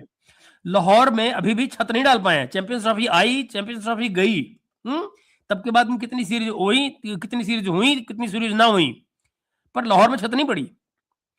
कोई स्टेडियम नया नहीं बना। कराची में थोड़ी सी रिपेयर हुई, कोई स्टेडियम नहीं बना। बातें सुन लो। इतने ज़्यादा थे और पैसे रेवेन्यूज़ कम थी। अब जब से पीएसएल शुरू हुआ है, पीएसएल ने आपको उतनी ही रेवेन्यू दे दी है, उससे ज़्यादा जो कि आईसीसी देती है आपको, तो आपको आपके रेवेन्यू स्ट्रीम डबल हो गई है। जी। अब आपके पास आप अपने पाँव सुनिए, पे खड़े हो सकते बरखुरदार हैं, हो गए। आईसीसी को कह सकते हैं कि जी जाओ तुसी गुड़ियाँ उड़ाओ बस। अब तो इशारा बहुत अच्छा था सेठ साहब आपका। बड़ा तो अच्छा बस था। नहीं तो वो भी इतना आनंद आ गया ना जीवन में, इतना आनंद आ गया। जानते हो क्या है इशारा, क्या है वो? जो उंगली उठाई उसने, ये जो उंगली उठाई है, तो महिला को भी मजा आ रहा है कि फिंगरिंग हो गई, तो हमने आईसीसी को फिंगर कर दी बेसिकली, वो ये कह रहे हैं। तो कह रहे हैं इशारा बड़ा अच्छा था। नहीं, मैं तो आउट होने का इशारा कर रही हूँ, बताएंगे आपको। ये हालत है इनकी, मतलब इस लेवल का इनका जर्नलिज्म है, इस लेवल की इनकी बातें हैं, और ये साले अपनी पैर पे कुल्हाड़ी के कुल्हाड़ियों पे पैर मारे जा रहे हैं, मरो। काट देंगे ना करो। मक्कवा। मक्कवा मक्कवा बस करो। चले मैं इशारा नहीं करती, लेकिन मुझे आउट का इशारा नजर आ बस, रहा है। आपकी बात और मोहसिन नकवी साहब की जो मीडिया टॉक थी रिगार्डिंग बीसीसीआई, बड़ा तालमेल है वैसे, बेशक आपकी आपस में डिस्कशन ना हुई हो, लेकिन समझ आ रही है बात। अच्छा सिटी साहब, आपने कहा कि पाकिस्तान के इंडिया के साथ मैच की बड़ी गूंज होती है, और ज़ाहिर है प्रेशर कुकर मैच होता है, इंटरनेशनली भी बड़े शौक से देखा जाता है, और उसमें अब तक हमने ज़्यादातर देखा कि काफ़ी अरसे से इंडिया एज लिए हुए। अब स्कॉटलैंड से रिप्लेस कर दिया उन्होंने बांग्लादेश को, कि उनका कोई प्रॉब्लम नहीं लगा, लेकिन पाकिस्तान को आगे साल में युगांडा से रिप्लेस करके वो मैच चला पाएंगे युगांडा के साथ? नहीं, युगांडा है या आयरलैंड है, मतलब है कि ये तो मजाक बनता जा रहा है। हाँ। तो ये अच्छी बात है ना कि लगे कि मजाक है ये। हाँ। दुनिया देख रही है कि ये अब आईसीसी मजाक कर रही है ना, अगर पाकिस्तान नहीं खेल रहा जी। तो स्कॉटलैंड और इसके युगांडा ले आए, ये मतलब है कि तो ऑब्वियसली इट्स अ जोक। या तो अच्छी बात है ना, एक्सपोज लाफिंग स्टॉक बन गया। अच्छा एक बात सोचो मित्रों, इस सारे के बीच में ये जो जोक हो रहा है, जरा गौर से सोचो मुद्दा क्या है। मतलब ये जो पीसीबी है, इसका खेल तमाशा है क्या? बांग्लादेश को होना आना था, नहीं आ रही है, खत्म हो गई है, उसकी जगह नई टीम आ गई है। अब जो इनका नौटंकी है, ये किस बात के लिए है? इनका मतलब ये है कि अब ये जो कुछ सब कुछ कर रहे हैं, वो दरअसल बीसीसीआई के खिलाफ जाना चाह रहे हैं, और उसके चक्कर में ये आईसीसी को ब्लैकमेल करना चाह रहे हैं, और ये दिखा रहा है कि हमारे नाज नखरे सहो। मगर नाज नखरे के पीछे इनका ऑब्जेक्टिव क्या है, ये ना मुझे समझ में आ रहा है, ना आपको समझ में आ रहा होगा। अल्टीमेटली जरा मुझे बताइए कि अब इनकी तकलीफ क्या है? ये इनकी तकलीफ ये है, अब ये जानते हैं, ये वही पुराने किस्से पे जा रहे हैं। हमारी गवर्नमेंट ने मना किया है कि हम भारत के साथ नहीं खेलेंगे। ये वहां पे जा रहे हैं, ये उस तरफ को जा रहे हैं कि देखो जी, हमको अगर भारत की सरकार ये कह सकती है कि हम नहीं आएंगे क्योंकि हमें सरकार ने मना किया है, और आईसीसी ने भी इस बात को एक्सेप्ट कर लिया है, तो अब हमें भारत के साथ खेलने को मना किया गया है, हम नहीं खेलेंगे। ये बात आप पहले बोलते, ये बात आप पहले बोलते। वैसे तो भारत के साथ का जो मुकाबला रखा गया, मुझे लगता है ऑनेस्टली स्पीकिंग दोस्तों, आने वाले सालों में आईसीसी को जो आइडियली करना चाहिए वो ये कि भारत और पाकिस्तान के मुकाबलों को दरकिनार कर देना चाहिए, दरकिनार कर देना चाहिए, करवाने ही नहीं चाहिए। हाँ, सेमीफाइनल फाइनल में अगर आ जाते हैं तो अलग बात है, वरना इनका ग्रुप रखो अलग अलग। ये भी बेवकूफ़ी है आईसीसी की जो ये करते हैं, मगर वही है, चवन्नी अठन्नी के चक्कर है सारे के सारे। भारत को मुझे लगता है कोई टेंशन होनी चाहिए इस बात से कि भाई ये खेलेंगे या नहीं खेलेंगे, हमें कोई दिक्कत नहीं। लेट्स सी आगे क्या चलता है। अच्छी बात है। हाँ। तो मैं ये समझता हूँ कि अगर ऐसे फैसले हमारे क्रिकेट बोर्ड करता है जिसके साथ आईसीसी और बीसीसी एक्सपोज होते हैं, जी। तो अच्छा। आज फिक्र करने की ज़्यादा ज़रूरत नहीं है। ये आपकी टीम बायलैटरल सीरीज के अंदर you can prove yourself to be a great team. हाँ, ग्रेट टीम। साले 2 मैच जीते नहीं है, ग्रेट टीम होगी इनकी। मतलब ऑस्ट्रेलिया की बी टीम से टोटल मैच कितने जीते? 2। टीम क्या हो गई? ग्रेट। कमाल है। मतलब ये ऐसे एनालिस्ट हैं, तो एक हमारा कमर चीमा वो एनालिस्ट बनता है, एक ये एनालिस्ट है। कमाल है इनका। If that is the case तो फिर ब्रॉडकास्टर्स भी वापस आएंगे, वो भी लड़ेंगे आईसीसी के साथ जी। कि हम नहीं अफोर्ड कर सकते, we want India Pakistan match, we want India Pakistan match. क्या बात है। और आप डबल स्टैंडर्ड्स अपने बंद करें। तो आई थिंक गोइंग फॉरवर्ड वो कहते हैं ना कि एक अब वक्त आ गया है टू टेक सम डिसीजंस, और हमने बड़ी कोशिश की है इंडिया को समझाने की, और तो इंडिया समझता नहीं है, वो समझता they can get away with it, और आज तक they have got away with it. Example देता हूँ आपको। अब सुनिए, ये जब 2000 अब ये अपनी प्रशंसा लेके आ रहा है, अपनी बड़ाई लेके आ रहा है, अपना इंसिडेंट कोट कर रहा है, जिसमें ये झूठ, आधा झूठ बोल रहा है, आधा सच बोल रहा है। ये बताएगा नहीं आपको कि इसके ऊपर कोर्ट ने जुर्माना किया था, पीसीबी को जुर्माना देना पड़ा था इस बात के लिए कि तुमने भारत के साथ केस जो किया है उसके लेकर। देख सुनिए। 14 में मैं जब चेयरमैन था तो हमारा एक मुआहदा हुआ था बीसीसीआई के साथ। आईसीसी उस वक्त बीसीसीआई का चेयरमैन था, वो आईसीसी का चेयरमैन था श्रीनिवासन साहब। तो उनके साथ ये वो उस वक्त बिग 3 की ये गेम चल रही थी, जी। और वो चाह रहे थे कि बिग 3 जो उसके अंदर 10 के 10 फुल मेंबर्स हाँ में हाँ मरे। तो उसमें हम रह गए थे, हम नहीं, हाँ मैं नहीं, हाँ नहीं मान रहा था। तो जब 9 रह गए ना, तो उसके बाद 9 हो गए उनकी तरफ। अब मुझे पता था कि ये अब 9 पे नहीं छोड़ेंगे, ये चाहेंगे यूनानिमस हो। ये एक एनालिसिस था अच्छा। कि ये चाहेंगे कि हम आएँ और कुछ ना कुछ देने के लिए भी तैयार हो जाएंगे। उससे पहले तो बात करने के लिए तैयार नहीं थे ना, धमकियाँ ही थी। तो अच्छा फाइनली जो सोचिए दोस्तों, 10 वोट टोटल है, 10 वोटों में से 9 वोट एक तरफ हो गए, ठीक, एक वोट बचा है यूनानिमस बनाने के लिए। उन्होंने कहा भैया तुम बाहर बैठ के क्या करोगे, तुम भी जो चवन्नी ठंडे को चाहिए भीख में ले ले और आराम से बैठ के काम कर, जिसपे ये राजी हुए थे। ये उस बात को उस तरह प्रोजेक्ट ना करके ऐसे दिखा रहे हैं एज इफ इन्होंने दुनिया पे कोई एहसान कर दिया वहां वोट देके, जबकि सच्चाई ये है कि अपने मुंह से एक्सेप्ट कर रहे हैं कि हाँ बदले में हमको ये मिला, जिसके मतलब है हमने वहां जाना एक्सेप्ट किया। तो डील इन्होंने भी की, ट्रांजेक्शन की। वही हुआ कि आखिरी स्टेज पे, आखिरी दिन हम्म तो इंडिया वालों ने मुझे अप्रोच किया कि अब जरा आप सुनिए क्यों इंदिरा वालों ने क्या बाहर कहा। बैठ रहे हैं, हम उसके बगैर 9 तो हो ही गए हैं, पास तो हम कर ही लेंगे, पास तो हो ही गया, वो ठीक तो बात है। हमें 7 वोट 6 वोट चाहिए थे, 9 मिल गए हैं। तो अब बाहर बैठ के क्यों अकेले बैठेंगे, क्या होगा, छोड़े अच्छा। आ जाए वोट दे दें, ताकि कौन सी बुरी सारे बात कह दी? बैठ के ही हो जाए। तो उस वक्त फिर हमने ये फैसला किया कि इन्होंने काम तो कर लेना अपना, और हम अकेले बिल्कुल। रह के भी हमें कुछ नहीं मिलना। अच्छा। ये बांग्लादेश भी देखिए। उनके साथ था, श्रीलंका भी उनके साथ हाँ। था, सारे एशियन ममालिक उनके साथ थे।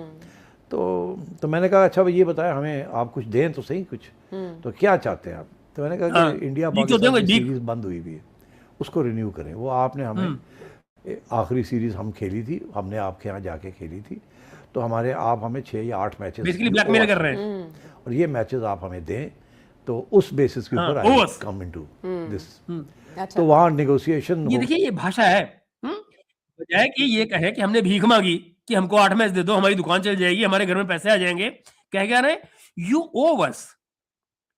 मैं चैलेंज करता हूं नजम सेठी को, ये कहीं एक लफ्ज दिखा दें ये लिखा हुआ जहां इन्होंने बीसीसीआई को ये कहा हो यू ओ अस 8 मैचेस, लिख के दिखा दें कहीं नजम सेठी कि इन्होंने किया है। इनके बाप में दम नहीं है कि लिख दें, ये कहीं भी नहीं है कि यू ओवर्स। ओवर्स क्या होता है भाई, तुम्हारे बाप का कर्जा लिया किसी ने, ओवर्स। ये सब कुछ रुक गया जनाब। 2 घंटे हम बैठे रहे अलग और नेगोशिएशन होती रही, ड्राफ्ट्स बनते रहे। फाइनली जनाब अग्री हो गया कि 2015 में अक्टूबर में on the way to Australia India would stop over, कि वो दुबई में रुकेंगे और हमारे साथ 2 टेस्ट मैचेस और पता नहीं 6 वनडेज और T20s खेलेंगे। अच्छा उसके साथ हमारे ठीक ठाक पैसे बन जाने थे, और उसके साथ एक एग्जाम्पल भी सेट हो जाना था कि इंडिया पाकिस्तान एक दूसरे के साथ अब खेल सकते हैं न्यूट्रल वेन्यू। ये जरा सोचिए ये बात क्या आ रही है, बात क्या आ रही है, हमारे पैसे बन जाते, खुद पैसे बना लें, खुद पैसे के लिए किसी को ब्लैकमेल करें, वो जायज है। और आरोप किसके ऊपर लगता है, बनिया होने का, हमारे ऊपर। एज इफ कि बनिया होना कोई क्राइम है, पैसे के बारे में बात करना कोई क्राइम है, या कि किसी के पास पैसे होना कोई क्राइम है। कमाल है। था तो वो सारा साइन एंड सील हो गया। हमने कहा ठीक हो गया। अब जब अगला साल आया तो ये भाग गए। अब ये भी बकवास है, साइन एंड सील हो गया। साइन एंड सील तो कुछ हुआ ही नहीं था, मेमोरेंडम ऑफ अंडरस्टैंडिंग हुआ था, एग्रीमेंट तो हुआ ही नहीं, एग्रीमेंट तो हुआ ही नहीं था। अब ये बेवकूफ तुम हो, गधे हो, कि जब सामने वाले को तुम ब्लैकमेल करने की कोशिश कर रहे हो और सामने वाले ने देख लिया कि तुम मुझे ब्लैकमेल कर रहे हो, तो उसने अपना कन्नी काट ली टाइम पे। उसने उस समय तुम्हारी ब्लैकमेलिंग ऐसे स्वीकार की क्योंकि उसको तुम्हें साथ रखना था। तुमने अपनी जगह चालाक बनने की कोशिश की, सामने वाला तुमसे सवा चालाक निकला और तुम पिट गए। सीधी सी बात यह है। उस वक्त तक नरेंद्र मोदी की गवर्नमेंट आ चुकी थी, ठाठा हो रहा था और ये भाग रहे थे। तो ठाठा इन्होंने हो हमें रहा कहा था। कि जी हमें तो गवर्नमेंट इजाज़त नहीं दे रही। तो हमने आगे से ये मौक़िफ़ लिया कि ये तो कॉन्ट्रैक्ट में लिखा हुआ है कि ये आप प्राइवेट पार्टी हैं। कॉन्ट्रैक्ट हाँ, हम गवर्नमेंट की पार्टी हैं, तो आपके ऊपर तो गवर्नमेंट लागू नहीं होती। कौन सी गवर्नमेंट की पार्टी है भाई?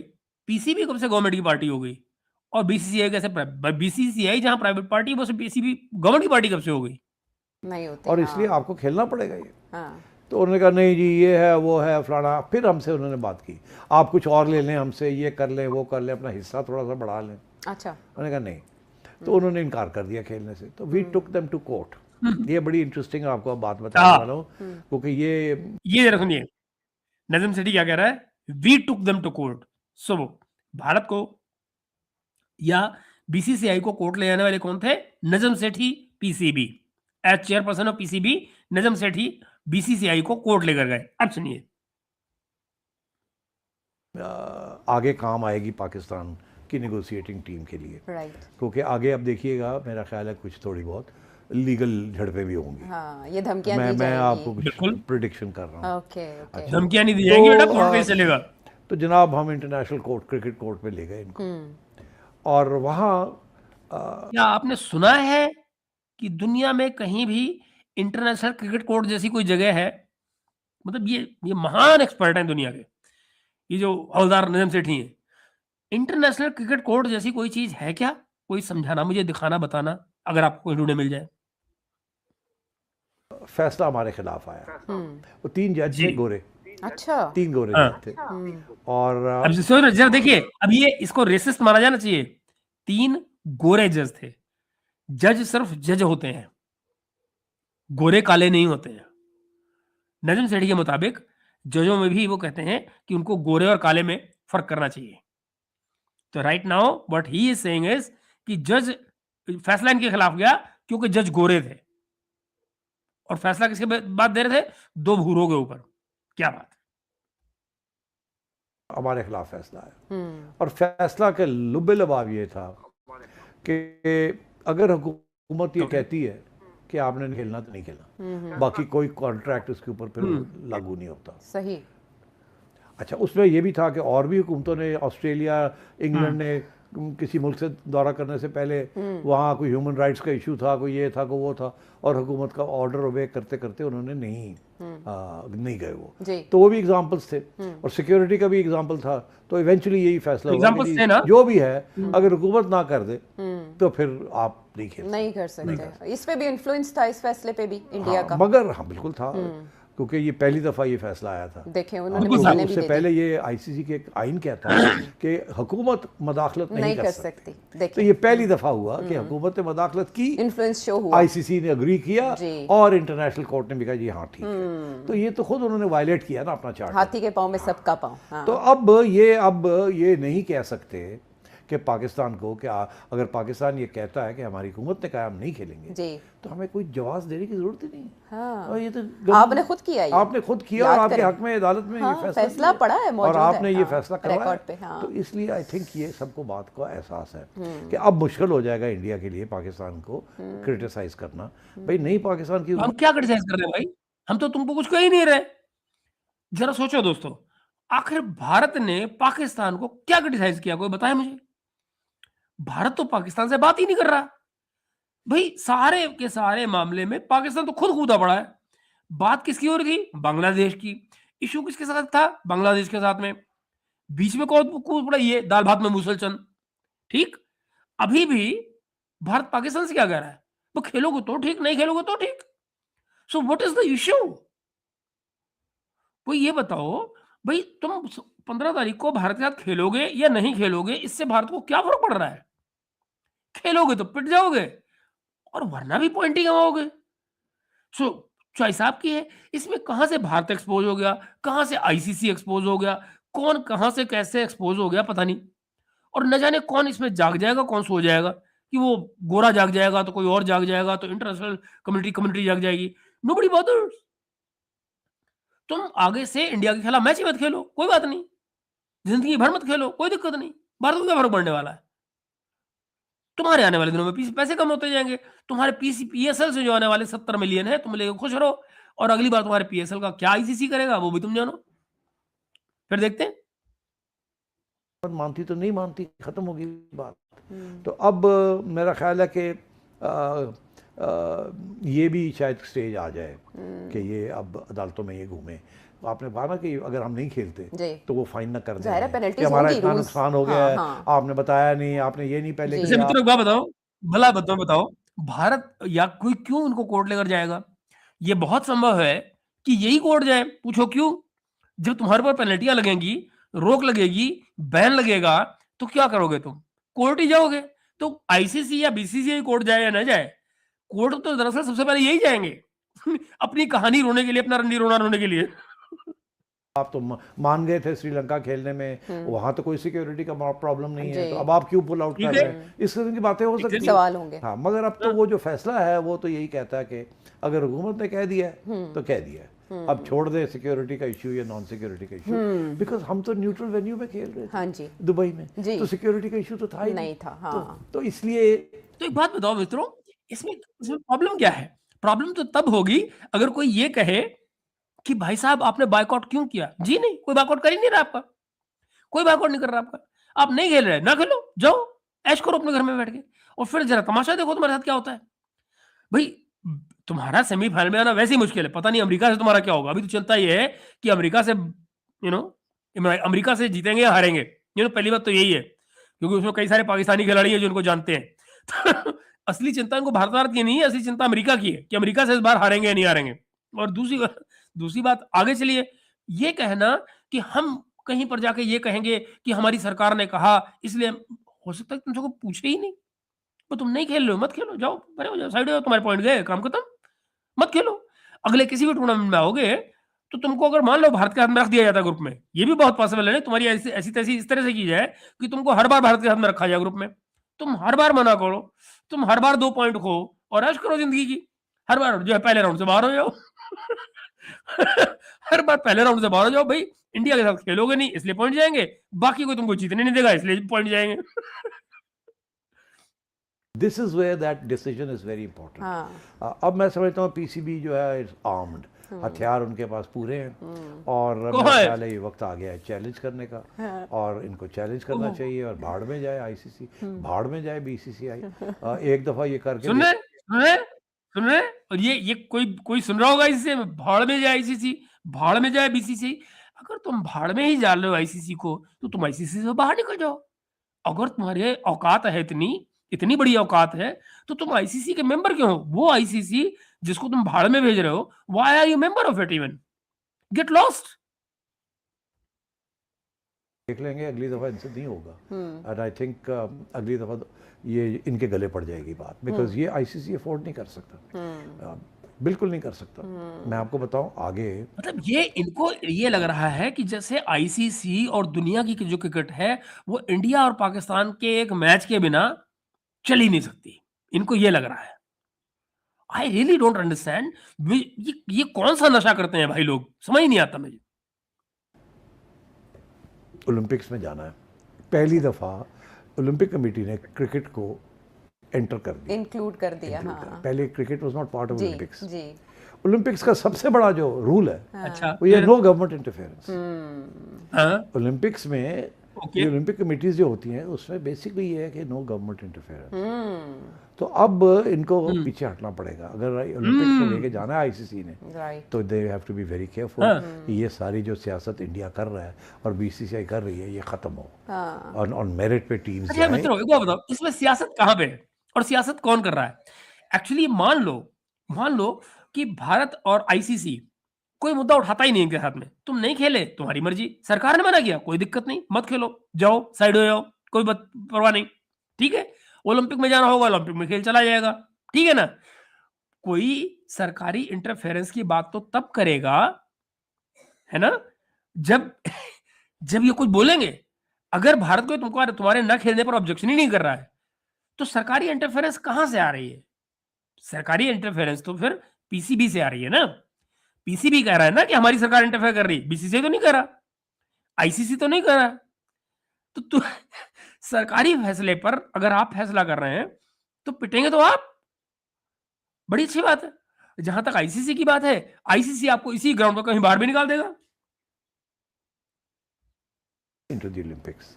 So I think Mohsin Naqvi तकड़े आदमी है, आसिम मुनीर तकड़े आदमी है, शहबाज शरीफ भी दैट रिमाइंड्स मी, मैं बतानी भूल गया एक बात। बाय द वे, ये जो ओलंपिक वाला फॉर्मूला है ये अपने आप में भी गलत है। पूछिए कैसे? अगर सरकारी इंटरफेरेंस ओलंपिक में नहीं होनी चाहिए तो मॉस्को ओलंपिक का बायकॉट कैसे हुआ? लॉस एंजलिस ओलंपिक का बायकॉट कैसे हुआ? ये सब बायकॉट हुए थे ना, तो वो किसके कहने पे हुए थे? क्या ओलंपिक कमेटियों ने बायकॉट किए थे या उन सरकारों ने बायकॉट किए थे? और क्या उनके खिलाफ कोई एक्शन ले पाई थी Olympic committee? So where is the game? बड़े हो गए नहीं, तो अल्लाह खैर सल्ला। मेरा ख्याल है कि मंडे को आ जाएगा फैसला। नहीं, मेरा ख्याल है आधा फैसला आएगा, आधा मंडे ही आएगा। अच्छा, बस इससे ज्यादा मेरे से मत पूछे, ठीक है। इनको तड़पने दें थोड़ा सा, देखें क्या होता है। ऐसे कि कोई रॉकेट साइंस है, यू नो ऐसे कि कोई रॉकेट साइंस है। सबको पता है कि तुमने वहां जाना ही जाना है, तुमको पैसे की चिंता है बेटा, तुमको वहां जाना ही जाना है, सारे मैच खेलने ही खेलने हैं। जहां तक 15 वाली बात है, बहुत पॉसिबल है कि ये पॉलिटिक्स के चलते उसको बायकॉट कर दें, ना खेलने 15 का मैच। और मजे की बात तब होगी जबकि कोई बात ही ना करे, तो कहे नहीं खेलना मत खेल, साइड हो, चल परे हो, है कि नहीं? कोई बोले ना, कोई कुछ ना करे। इनका जो जो ऑब्जेक्शन है, इनको इनकी सारी थ्योरी क्या है? इनकी सारी थ्योरी ये है कि हमारे ऊपर सवाल उठाए जाएंगे कि हम क्यों नहीं खेल रहे, और फिर हम जो है उसका तमाशा बनाएंगे। मान लो कि तुम्हारी बात को कोई तमाशा बनाता ही नहीं, if it is allowed to pass कि भाड़ में जाए, नहीं खेल रहे, चल परे हो, साइड हो, कोई दिक्कत नहीं। आप पता लगा अगर एक आधा मैच पहले से हारे हुए तो वैसी सेमीफाइनल से बाहर होकर अपना घर चले जाएंगे, काम खत्म। अगर किसी ने कुछ बोला ही नहीं तो हल्ला नहीं मचा, अगर हल्ला नहीं मचा तो तुम्हारा ऑब्जेक्शन का क्या बना? तो पता लगा पिटे भी तुम तुम्हारा ही काम नहीं बना, घूमते रहो। आपने अगले जो पॉइंट है वो भी हमें बता दिए कि एक और मरहला इसके बाद अबूर करना होगा, और ये इंडिया के लिए असल में आईसीसी के हम आपस में जो एक देख रहे हैं इस वक्त मिलके जो असरअंदाज हो रहे हैं क्रिकेट के ऊपर, जिसकी वजह से मुतासिर हो रहा है ये सारा इवेंट, वो क्या असरात मुरतब कर सकता है। 2 तारीख होगी पीर वाले दिन, और सेठी साहब ने कहा कि उस दिन टीम जाती है नहीं जाती। एक मैच है नेदरलैंड्स के साथ, और उसके बाद 15 फरवरी को जब इंडिया मैदान में उतरेगा तो मुकाबले पे पाकिस्तान होगा या युगांडा। इसी से आप अंदाजा लगा सकते हैं मैच कितना दिलचस्प होगा। बहरहाल ये है क्रिकेट पे एनालिसिस। जब पाकिस्तान के हालात और मोहसिन नकवी साहब की क्रिकेट की बात डिस्कस हो ही रही है, तो वो मामला डिस्कस कर लेते हैं जो हमारी अंदरूनी सिक्योरिटी से मुतालिक हैं, और इसमें भी जाहिर है ये इंटरेस्टिंग है। अब मैं ये मैंने जानबूझ के रखा हुआ इस प्रोग्राम को यहाँ पर, इसलिए रखा हुआ है क्योंकि अब डिस्कस कर रहे हैं जब बलोचिस्तान, यहां से बात शुरू हो रही है बलोचिस्तान की। जरा सोचिए कि बलोचिस्तान में in fact right now as I speak ये लड़ाई अभी भी चल रही है। बलोचिस्तान में इस समय पर बीएलए ने 10 शहरों पर कब्जा कर रखा है अपना, पाकिस्तानी फौज को वहां पे पिट रहे हैं ये साले वहां बैठे हुए। मगर इनकी कहानियां कुछ और हैं। आइए जरा आपको बलूचिस्तान का किस्सा सुनाते हैं कि वहां पर भी किस तरह से ये इंडिया को बीच में डाल डाल के इंडिया इंडिया कर रहे हैं। आइए देखिए। जब पाकिस्तान में दहशतगर्दी होती है तो हम कैसे भूल सकते हैं उसमें हिंदुस्तान का किरदार, फितनतुल हिंदुस्तान। मोहसिन नकवी साहब ने ये बताया है बलूचिस्तान में जिस तरह से एक फ्रेश वेव आई है और मुख्तलिफ शहरों में टारगेट किया गया है मुख्तलिफ मकामात को, जिनकी डिटेल सामने आ रही है तो वो होशरुबा हैं। उसमें जो बड़ी तादाद शिद्दत पसंदों की बताई गई है वो 80+ के करीब स्पेकुलेट किया जा रहा है विद इन दीज डेज। सिर्फ एक दिन की नहीं, मुख्तलिफ दिनों की कार्रवाई जो सिक्योरिटी फोर्सेस ने की। सेठ साहब ये क्या हमने इनफैक्ट हैरानी बात पता है दोस्तों, आप हैरान हो गए इनके जो झूठ है वो कैसे सामने आते हैं। पिछले 2 दिन में ये 80 से ज्यादा बता रहे हैं हमने मिलिटेंट मार दिए हैं। 80 से ज्यादा। ओके, हर रोज मैं पाकिस्तानी फौज का डेटा दे रहा हूं, उनका आईएसपीआर कहता है कि डीजीआईएसपीआर वो कहता है कि हम रोज के हिसाब से ऑन एन एवरेज 70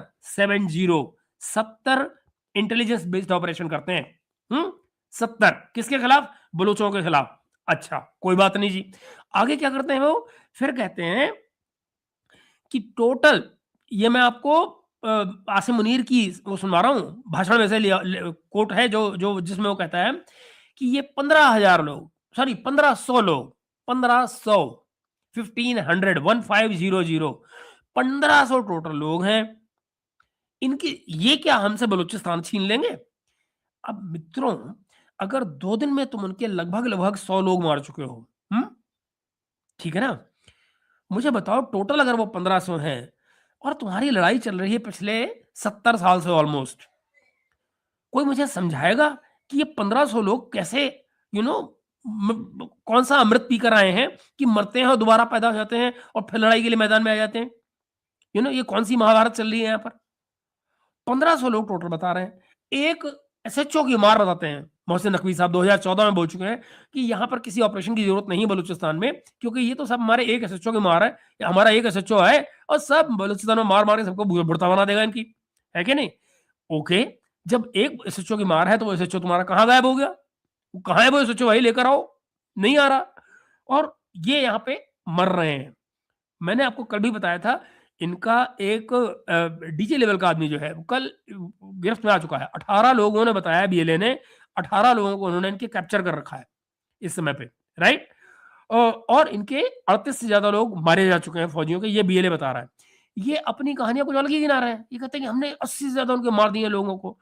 अब जरा सुनिए इस पे नजम सेठी अपना क्या तबसरा दे रहे हैं। बता रहे हैं, इनके मुहर्रिकात क्या हैं और ये अचानक फ्रेश वेव क्यों?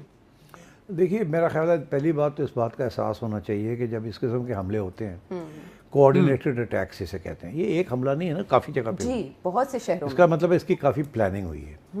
ठीक, प्लानिंग हुई है, कोऑर्डिनेशन हुई है जी। और रिसोर्सेज इकट्ठे किए गए हैं। तो ये प्लान 6 माह पहले बना होगा, अच्छा। फिर उसकी प्लानिंग हुई होगी, फिर उसकी अच्छा। रेकनेसेंस की होगी, फिर कोऑर्डिनेशन की होगी, फिर हथियार, पैसे, ट्रेनिंग, ये सब कुछ हुआ होगा। तो इसका ये मतलब ये नहीं है कि ये बस ये सब अंदाजा लग रहा है, हुआ होगा, किया होगा, ऐसा हुआ होगा, सब हुआ है, हुआ है ना? हुआ हो रहा है। किसी ने सोचा है कि ये अच्छा वक्त है करने का, क्योंकि ईरान और अमेरिका की क्लैश होने जा रही है, और उस अफरा तफरी के अंदर हम भी कुछ कर दें। बलूचिस्तान को। ये ऐसे नहीं है। ये मेरा ख्याल है कि ये पहले की प्लानिंग है, 6 माह पहले की। 2 महीने 3 अच्छा, याद रहे, ये इनका ख्याल है, ख्याल। वैसे ही ख्याल जैसे कि बीसीसीआई के बारे में ख्याल, आईसीसी के बारे में ख्याल, T20 के बारे में ख्याल, वर्ल्ड कप के बारे में ख्याल, बस ख्याल ही ख्याल है इनके, ख्याली पुलाव। 3 महीने 4 महीने पहले की प्लानिंग है, और उस प्लानिंग के तहत ये सब कुछ हुआ है। और ये पार्ट ऑफ द इंडियन, वो जो है ना डिस्टेबलाइज करने का प्लान, ये वही डोवल साहब का प्लान चल रहा है। और ये इस वक्त डेस्परेट हुए हुए हैं, बिकॉज इनके लोग मारे भी जा रहे हैं ना। जी। एंड और हमारे कौन से लोग मारे जा रहे हैं भाई, सुना लो जरा। मतलब ये होते हैं झूठ, ऐਵੇਂ फुनगी बीच में लगा देनी। मुझे बताओ, हमारे कौन से लोग मारे जा रहे हैं नजम सेठी? हमारा तुम्हारा कौन सा झगड़ा हो रहा है जो हमारे लोग मारे जाएंगे? मगर ये चलता है, यही पाकिस्तान है आपके लिए, यही पाकिस्तानी एक्सपर्ट हैं।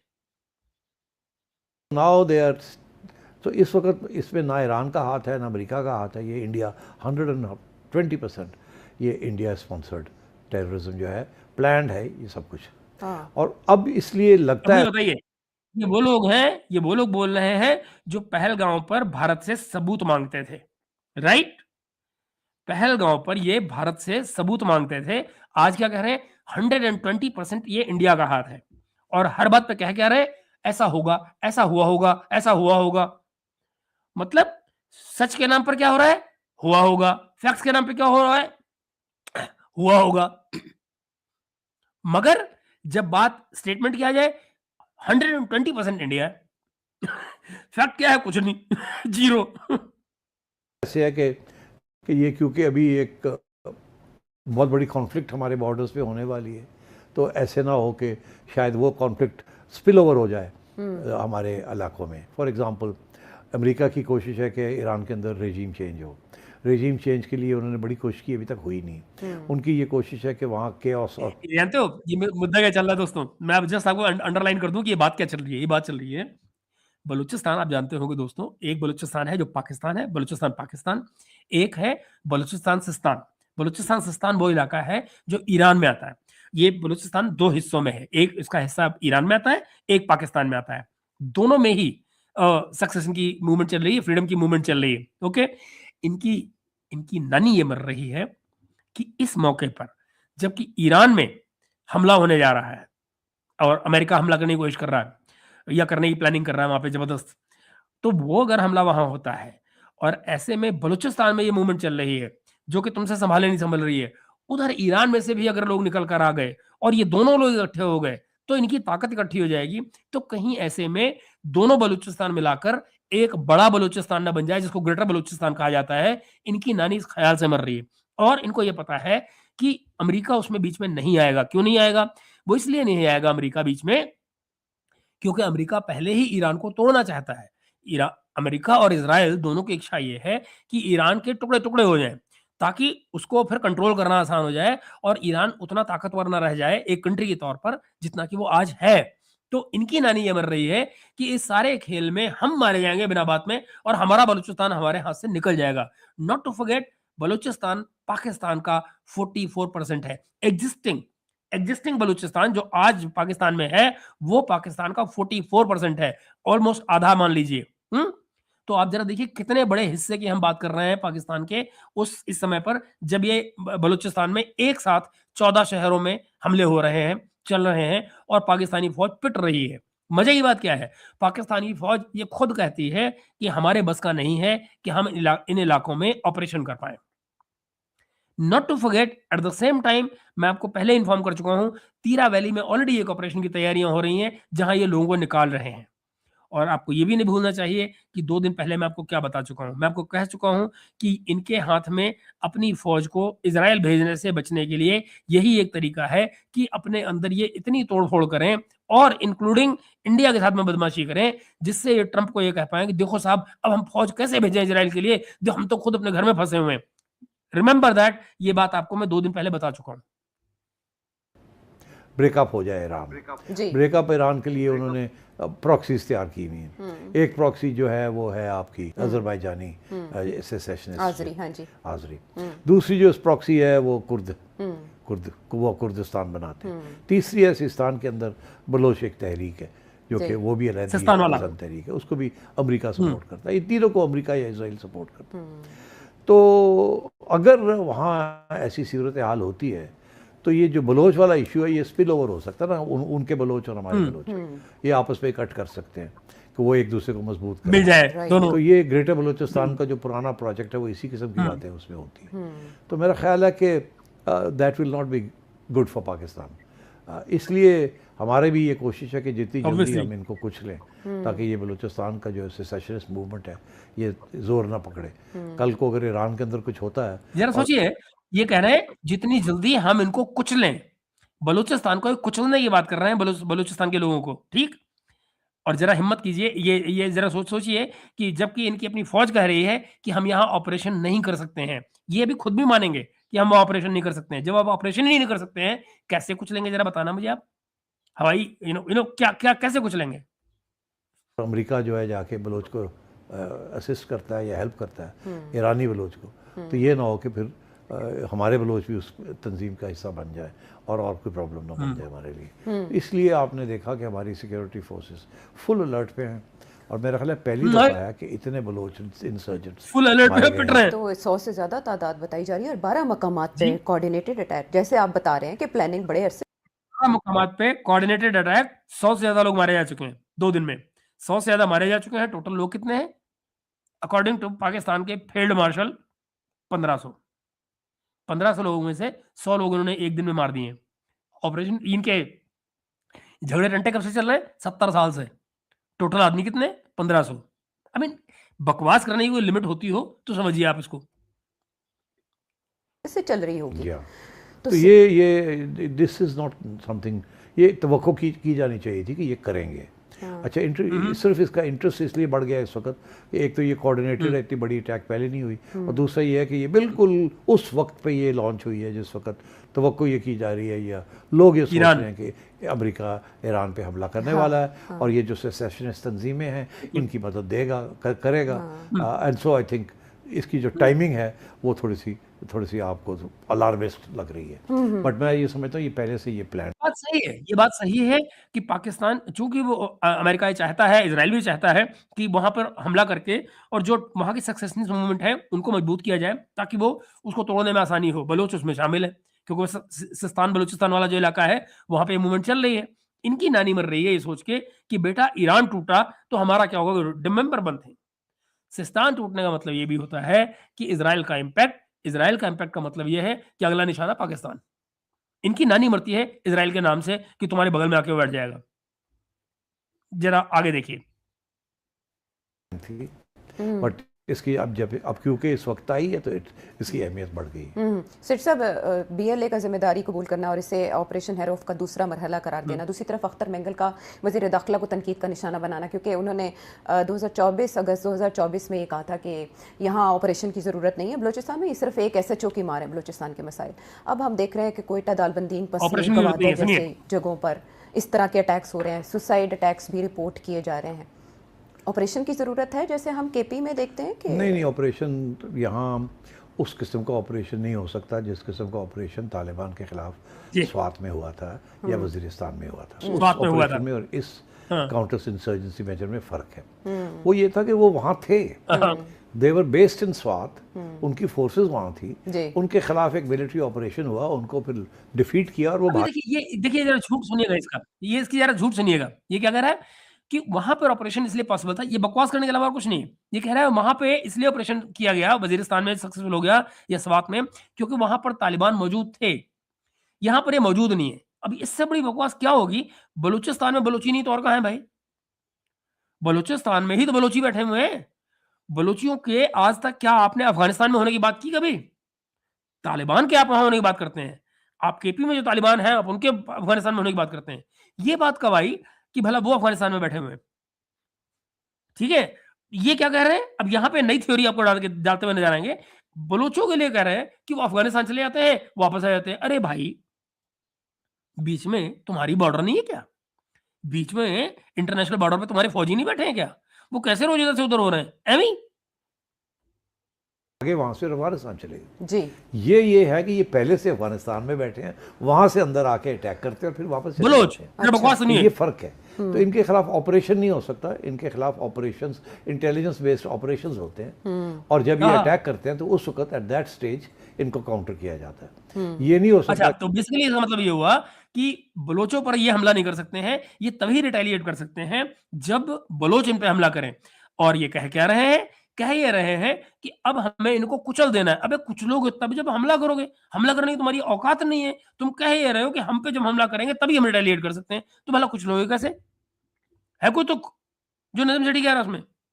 कि आप वहाँ 2 लाख फौजी भेज दें और अच्छा। सारा बलूचिस्तान को वो कवर कर लें, वो नहीं कर सकते, क्योंकि ये वहाँ नहीं है कर ही नहीं। सकते। ये तो आते हैं और करके चले जाते हैं। राइट इनके पास ये कोई देखिए बकवास। एरियाज अंडर देयर कंट्रोल नहीं है फुल फ्लेज्ड। हाँ तो इसलिए you can't compare it to that Sorry. Operation, but यहाँ ऑपरेशंस करने पड़ेंगे, इंटेलिजेंस बेस्ड IBOs, ऑपरेशन, हाँ, और वो ये कर रहे हैं। इंटेलिजेंस ऑपरेशन तो आपने इसमें फिर अफगानिस्तान का नाम कर लिया। रहे हैं और मर रहे हैं, कर रहे हैं और मर रहे हैं। इंटेलिजेंस ऑपरेशन इनके जो पीछे चले हैं, वहाँ केपी में भी, वहां पर भी पीछे इनका कोई मेजर मर गया था, कहीं कुछ मर गया था। अब वो ऑपरेशन भी कामयाब नहीं हो पा रहा है। क्यों? क्योंकि लोकल पॉपुलेशन आपके खिलाफ है। भाई केपी में रिजीम किसकी? पीटीआई की। पीटीआई का लीडर कौन है? इमरान खान। इमरान खान का डाला रखा आपने जेल में, उसकी फैमिली तक से आप मिलने नहीं दे रहे हैं, लोग आपके खिलाफ है। तो आप क्या कर रहे हैं? एक ऐसी जगह दोस्तों जहां पर लोकल पॉपुलेशन आपके खिलाफ हो, कौन सी फौज ऑपरेट कर सकती है? मुझे बताइए आप। और यही कारण है कि बात चाहे केपी की हो या बलूचिस्तान की, दोनों ही जगह पर पाकिस्तान की फौज पिट रही है इस समय पर।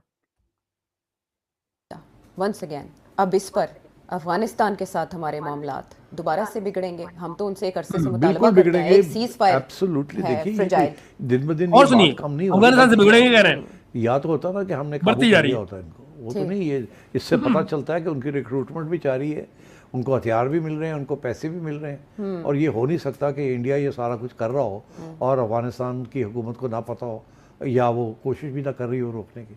वो तो इंडिया में जाके बैठ जाते हैं, वो तो इंडिया के साथ अब तावन कर रहे हैं और कोऑपरेशन कर रहे हैं और मुआहदे कर। क्या बकवास कर रहा है? इंडिया में जाके बैठ जाते हैं मतलब? अगर किसी को बलूचिस्तान में ऑपरेशन करना होगा तो वो इंडिया में क्यों बैठेगा भाई? आई मीन कोई कोई तुक बनती है। या इनका ऑब्जेक्शन ये हो सकता है कि भाई तालिबान हमारे यहाँ बीच में उनके मिनिस्टर्स पीछे आते रहे, उसको लेकर इनका रोना पीटना मच रहा है। रहे हैं। तो आई थिंक इसका ये मतलब है कि ये अब पाकिस्तान और अफगानिस्तान के दरमियान जो तल्लुकात हैं और भी ख़राब होंगे। और हाँ बिल्कुल होंगे, ऐसे पहले से अच्छे हैं। बिकॉज हमारी अफगान पॉलिसी जो है वो कामयाब नहीं हुई, और हम अफगानिस्तान में तालिबान के साथ तल्लुकात ठीक कर नहीं सके। अब उसमें क्या वजह है, और काफ़ी कॉम्प्लिकेटेड मैटर है ये, इसके ऊपर उस पे बात नहीं अलग करेंगे। हो सकती है। अलग बट से जी जी, देखिए, बिल्कुल। दो हाथ से पूछोगे नहीं तो ताली बात करोगे तो। अब वो अफगानिस्तान में जो तालिबान है वो आइडियोलॉजिकल फोर्स है, आप नॉन आइडियोलॉजिकल है, आप हाँ नजम सेठी साहब क्या कर रहे हो? अब जरा सोचिए दोस्तों, अफगानिस्तान में जो फोर्स है वो आइडियोलॉजिकल है, और ये कह रहे हैं कि हम आइडियोलॉजिकल नहीं है। तो तुम्हारे नाम के आगे इस्लामिक क्यों लगा हुआ है भाई? इस्लामिक रिपब्लिक, वो तो आइडियोलॉजी नहीं है, वो इस्लाम की आइडियोलॉजी नहीं है कोई की। नजम सेठी साहब क्या बात कर रहे हो? और दूसरी बात ये कि ये जो दूसरी तरफ आइडियोलॉजिकल जिनको आप बता रहे हैं, इनको आइडियोलॉजिकल बनाया किसने पैसे लेके? वो भी तो आप ही थे। ये सब बातें कितने आराम से भूल जाते हैं, सारे का सारा बैगेज। प्रैग्मेटिक फोर्स है।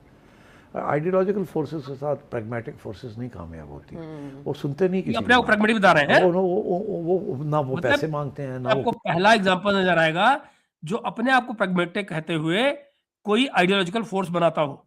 मतलब ये खुद अपने आप को आइडियोलॉजिकल, अपने आप को प्रैग्मेटिक बता रहे हैं, और अफगानिस्तान को आइडियोलॉजिकल बता रहे हैं, जबकि बनाया उन तालिबान को खुद इन्होंने पैसे लेके। क्या बात है।